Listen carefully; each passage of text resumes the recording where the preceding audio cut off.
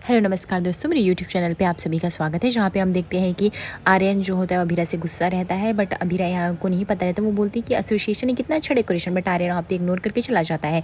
यहाँ पे किसी तरह कशिश और चार्ज होते हैं, इस सिचुएशन को हैंडल करते, बोलते ऐसा कुछ नहीं भाभी, उसके एग्जाम का टेंशन चल रहा है। तभी अभीरा बोलती बहुत एक्साइटेड है, बोलती चलो गरबा चल रहा है गाइस, चलो हम लोग चल के खेलते हैं। उसके बाद सभी लोग जो होते हैं फैमिली के सारे लोग वहाँ पे डांस कर रहे होते हैं। एक गरबा का एक बहुत ही अच्छा डांस देखने को मिलता है। यहाँ पे अभीरा और अरमान जो होते हैं साथ में डांस करती है। ये सब देख के दादी साहब बहुत खुश हो जाती है कि इन दोनों के बीच की दुनिया मिट रही है और काफ़ी अब ये लोग स्ट्रेस्ड फ्री हैं और ये लोग बहुत अच्छे से नाच रहे होते हैं और इस फीलिंग को काफ़ी इन्जॉय कर रहे होते हैं। वहाँ तभी रूही वहाँ पे मिल जाती है। अभीरा रूही से कुछ कहना ही चाहती है, तभी विद्या आ जाती है और वो रूही को यहाँ से लेके चली जाती है।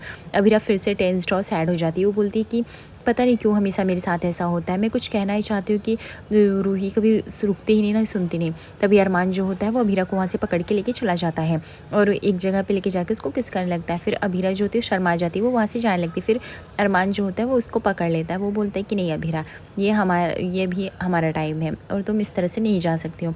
फिर वो अभीरा को किस करता है। फिर वहाँ पे बहुत ही रोमांटिक गाना चल रहा होता है और दोनों एक दूसरे में काफ़ी खो जाते हैं।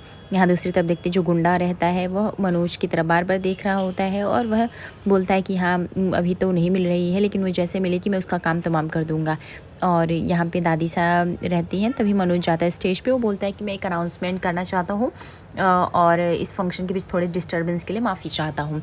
तो फिर उसके बाद वो अनाउंसमेंट करता है कि मैं मनोज पोद्दार इस पोद्दार फर्म से रिज़ाइन करता हूँ और मैं एक अपने खुद का लॉ फर्म यहाँ पे खोलना चाहता हूँ। इस बात से संजय काफ़ी खुश हो जाता है। बोलता है कि तुमने वैसे भी मेरा दिन बना दिया, जिस काम को मैं बहुत साल से चाहता था हो जाए वो काम तुमने कर दिया, इस पोद्दार के फर्म के टुकड़े टुकड़े कर दिए। तभी दादी साहब आ जाती है। वो मनोज को समझाती है ये सब तुम क्या करो, घर की बातें घर में रह तो अच्छे इस तरह से बाहर। तो बोलता है आपने भी तो बाहर 4 लोग के सामने मेरी बेइज्जती की थी, तब तो नहीं समझा था मासा। तो वहाँ पे बार बार कावेरी कहती है ये जो तुम कर रहे हो बहुत ही गलत कर रहे हो। तभी अभीरा अरमान वहाँ पहुँचता है। अभीरा बोलती चाचा सा आपको जो चाहिए, आपको केबिन चाहिए सब ले लीजिए, मुझे कुछ भी नहीं चाहिए। मैं आपसे माफ़ी मांगती हूँ, मैं ऐसा क्या करूँ जिससे आप रुक सकते हो फॉर्म में। तभी रूही बोलती इतना ही चाहिए तो वो केबिन वापस कर दो, साथ में चाचा साथ से तुम माफ़ी मांग लो, जो तुमने किया बहुत ही गलत किया है। तो अभीरा रूही की तरफ देखने लगती है। तो रूही बोलती इतना क्या सोच रहे हो, क्या तुम माफ़ी तुमको ज़्यादा महंगी लग रही है या फिर केबिन। अभीरा बोलती नहीं चाचा सा के लिए मुझे कुछ भी इतना महंगा नहीं लग रहा है, मैं माफ़ी मांग सकती हूँ चाचा सा, मैं आपसे माफ़ी मांगती हूँ। भी अरमान उसे रोक देता है। बोलता है अभीरा तुम माफ़ी क्यों मांग रही हो, तुम्हें तो कुछ पता भी नहीं था कि वो केबिन दादी सा चाचा को देने वाली है भी नहीं। तुम तो इस बात से एकदम अनोन थी, अगर तुम्हें पता होता तो तुम ये सब आती क्या, बोलती क्या, करती क्या, नहीं तुम्हें माफ़ी मांगने की जरूरत। तो मनोज बोलता है ओके मैं समझ गया, यहाँ पे कैपेबल लोगों की बातें हो रही है अरमान, तुम्हारे कहने का मतलब कि मैं कैपेबल नहीं हूँ। तभी वो रिजिग्नेशन लेटर जो था अभीरा को बोलता है मुझे पता है कि पदार्थ फॉर्म मेरे अभीरा चलाएगी, तो वो अभीरा को दे के चला जाता है गुस्से में। यहाँ पे जो होती है मनीषा भी बहुत खरी खोटी सुनाती है अभीरा को। बोलती मैंने तुम्हें अपनी बच्ची समझा, इतना प्यार दुलारा, तुमने मुझे खंजर भूका, तुमको पता भी है तुमने क्या किया है, तुम्हारी वजह से आज मेरे मनोज कितनी दुखी है।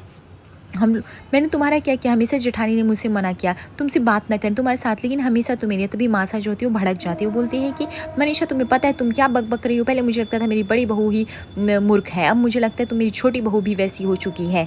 तो यहाँ पे मनीषा जो होती है वो बोलती है मेरे को कॉन्ग्रेचुलेशन, देखा तुमने अभी मासा को भी अपनी मुट्ठी में कर लिया, अब तुम्हारे हिसाब से सारे घर में काम होंगे।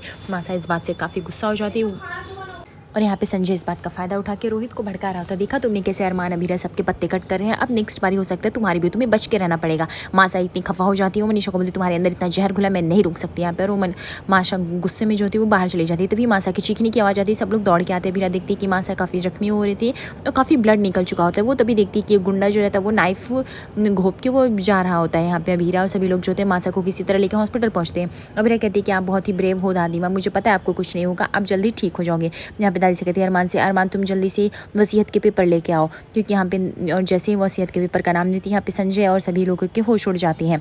यहाँ पे अरमान और कभी डिस्टर्ब रहते हैं। यहाँ पे अभीरा बोलती है कि ये सब क्या हो रहा है, मुझे भी कुछ नहीं समझ में। यहाँ पे विद्या काफ़ी अपनी भूल चूक का मान के बहुत ही रोने लगती है मनीषा के साथ। वो बोलती मैंने मासा के साथ कभी अच्छा नहीं किया, उन्हें ताने सुनाया, उनके साथ गलत व्यवहार किया। तभी अभीरा जो थी वो मनीष को फ़ोन कर देती, मनीष जी को, और वो उनको सारी सच्चाई बताती है। मनीष जी काफ़ी हैरान हो जाते, तो बोलते चलो तुम चिंता मत करो मैं आऊँगा। यहाँ पे जो होती है अभीरा वो बता देती कि किसी गुंडे ने उनको चाकू से वार किया था, मैंने उस गुंडे को देखा था, वो मनोज चाचा से भी बात कर रहे थे, तो आप सीसीटीवी कैमरे में भी चेक कर सकते हो। उसके बाद जो होते हैं माधवांशी, वो जो होते हैं सीसीटीवी कैमरे के फ़ोटोज़ मंगाते हैं देखने के लिए। यहाँ पे मनोज और मनीषा जो थे काफ़ी रो रहे होते हैं और यहाँ पे डॉक्टर तभी निकलते हैं। ये लोग पूछते हैं कि सेवन बोलते हैं उनकी हालत काफ़ी गंभीर है। जैसे अभिरा अरमान बाहर आते हैं, देखते हैं मीडिया यहाँ पे छा चुकी है और वो बोलती है कावेरी जी की डेथ हो चुकी है। वो लोग डायरेक्ट डिक्लेयर कर देते हैं, इस बात से काफ़ी डिस्टर्ब हो जाते हैं वो लोग। हम दूसरी तरफ देखते हैं कि यहाँ पे अभिरा जो होती है वो डॉक्टर के पास कंसल्ट करने जाती है, क्योंकि उसको काफ़ी वोमिटिंग वगैरह जैसे फील हो रही होती है। यहाँ पे डॉक्टर उसको पहले से एडवाइस किया रहती है कि वो कंसीव नहीं कर सकती, इट कैन बी डेंजरस। यहाँ पे देखते हैं आगे क्या होता है। जानने के लिए, देखने के लिए thank you. Like and subscribe करिए।